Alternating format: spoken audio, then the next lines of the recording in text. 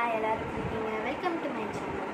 So இன்றைக்கி நம்ம வீட்டில் என்ன பார்க்க போகிறோம்னா ஒரு குட்டி ஸ்டோரி தான் பார்க்க போகிறோம். இது வந்து 3 நிமிஷத்துலேயே முடிஞ்சிடும். ஸோ வாங்க வீட்டுக்கு போய் பார்க்கலாம். ஃபஸ்ட்டு ஸ்டார்டிங்லேயே ஒரு நிறைய மக்கள் வந்து ஒரு காசிக்கு வந்து பிரயாணம் பண்ணிட்டு போகிறாங்க.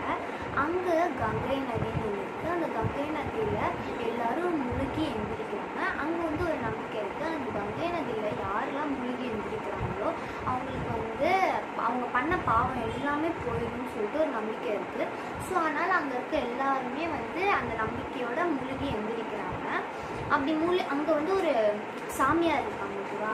அந்த சாமியார் வந்து அங்கே வந்து சொல்கிறாங்க, இதுதான் காசி, இந்த காசியில் நிறைய இந்த கங்கை நதியில் நீங்கள் எல்லோரும் முழுகி எழுந்திரிச்சிங்கன்னா நீங்கள் பண்ண பாவம் எல்லாம் போயிடும்னு சொல்லிட்டு சொல்கிறாரு.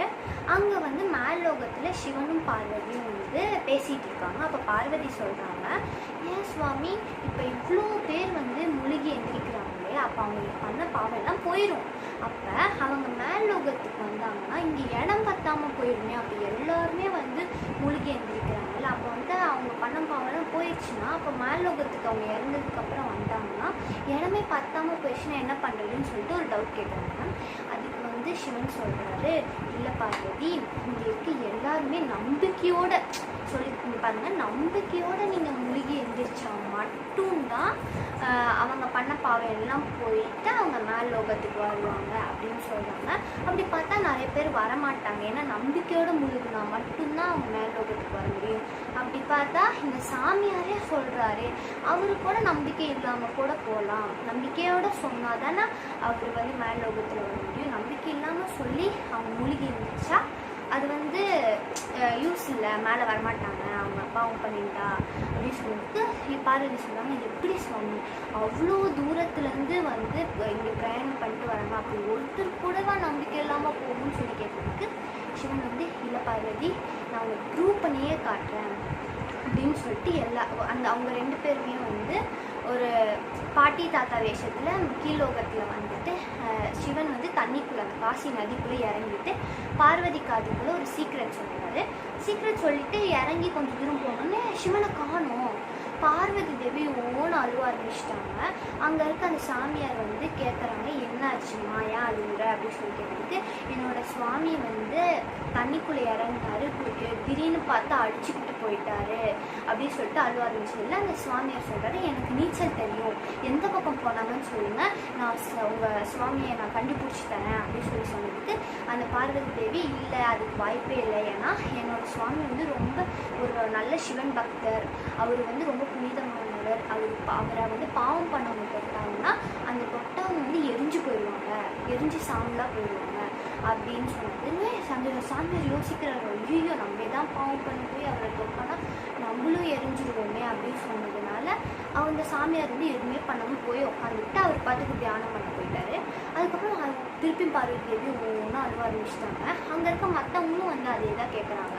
பார்வதி தேவி எல்லாத்துக்கிட்டும் சொன்ன மாதிரி தான், என்னோடய சுவாமி ரொம்ப புனிதமானவர், அவரை நீங்கள் தொட்டிங்கன்னா பாவம், சப்போஸ் நீங்கள் பாவம் பண்ணியிருந்தீங்கன்னா நீங்கள் அவ்வளோதான் காலி எரிஞ்சிருவீங்க அப்படின்னு சொன்னேன்.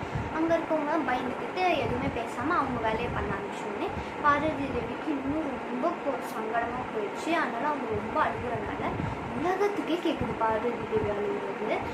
அங்கே வந்து ஒருத்தர் வந்து இந்த சாம்பல்லாம் எரிக்கிறவர் இருப்பார்ல, அவருக்கு அது கேட்குது. உடனே அவர் வந்து இந்த சவுண்ட் எங்கேன்னு வருதுன்னு பார்த்தா காசியில் வருது. ஸோ அங்கே போய் பார்வதி தேவியை மீட் பண்ணிவிட்டு, இந்த மாதிரி எதுக்குமா அழுவுறீங்க அப்படின்னு சொல்லி கேட்டதுக்கு அந்த பார்வதி தேவி சொல்கிறாங்க, எல்லாத்துக்கிட்டையும் சொன்ன மாதிரி என்னோட சுவாமி வந்து இந்த அடிச்சுட்டு போயிட்டாங்க இந்த நதியில் அப்படின்னு சொன்னோடனே அந்த அந்த எரிக்கிறவர் சொல்கிறாரு, சரி எந்த திசையில் போனாருன்னு சொல்லுங்கள், நான் வந்து காப்பாற்றி கொண்டு வரேன் அப்படின்னு சொல்லிட்டு எல்லாத்துக்கிட்டையும் சொன்ன மாதிரி தான் சொல்கிறாங்க, என்னோட சுவாமி ரொம்ப புனிதமானவர், அவரை நீங்கள் தொட்டிங்கன்னா நீங்கள் பாவம் பண்ணிங்கன்னா எரிஞ்சு போயிடுவீங்க அப்படி சொன்னதுக்கு அவர் வந்து கொஞ்ச நேரம் யோசிச்சுட்டு ஓகேன்னு சொல்லிட்டு தண்ணியில் இறங்குறாரு.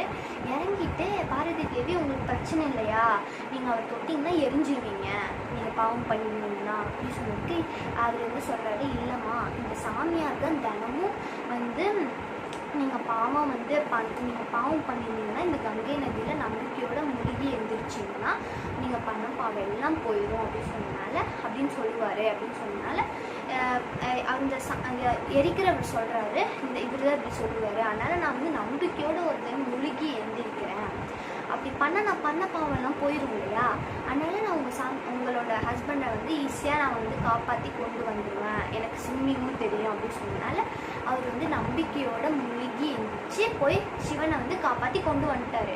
அப்போ வந்து சிவன் அடுத்த நிமிஷமே ஒரிஜினல் ரூபத்துக்கு மாறிட்டு அவங்க சிவனும் பார்வதி ஒரிஜினல் ரூபத்துக்கு மாறினதுக்கப்புறம் அவங்க 2 பேரும் சிவன் சொல்கிறாரு, பாத்தியா பார்வதி, இங்கே இருக்க எவ்வளோ பேத்துக்கிட்ட நீ கேட்டிருக்க, ஒருத்தராச்சும் நீ ஹெல்ப் பண்ணியிருக்காங்களா, ஏன்னா அவங்களுக்கு பயம், சப்போஸ் அவங்க பாவம் பண்ணி என்னை தொட்டுட்டாங்கன்னா அவங்க எரிஞ்சுப்பாங்கன்னு அவங்களுக்கு தான் நல்லாவே தெரியுமே. அப்போ நம்பிக்கையோடு முழுகிருந்துச்சு அவங்க பாவம் போயிருக்குன்னு அவங்களுக்கு தெரியும், அப்புறம் ஏன் எனக்கு தொட வரல, இவர் மட்டும் பார்த்தியா எவ்வளோ நம்பிக்கையோடு முழுகி இருந்துச்சாரு, இதுதான் நம்பிக்கை. அதனால் இவர் கண்டிப்பாக இப்போ மற்றவங்களாம் முழுகி இருந்துச்சுனாலுமே அவங்க வந்து சொர்க்கத்துக்கு வரமாட்டாங்க, ஏன்னா அவங்க பண்ண பாவம் இன்னும் அப்படியே தான் இருக்குது. ஆனால் இவருக்கு கண்டிப்பாக சொர்க்கத்தில் வந்து சீட் இருக்குது, அவர் வரலாம் அப்படின்னு சொன்னதுனால அப்போ தான் பார்வதி தேவிக்கு புரியுது. அதனால் வந்து அந்த மனுஷனுக்கு வந்து 2 பேருமே பிளெஸ்ஸிங்ஸ் பண்ணிட்டு அவங்க வந்து மேல் லோகத்துக்கு போயிட்டாங்க. ஸோ அவ்வளோதான் கதை. இதோட மாரல் என்னென்னா, நீங்கள் வந்து எந்த விஷயமா இருந்தாலும் சரி நம்பிக்கையோடு பண்ணிங்கன்னா ஒரு நாள் கண்டிப்பாக நீங்கள் அந்த சக்ஸஸ் ஆகலாம் அந்த விஷயத்தில்.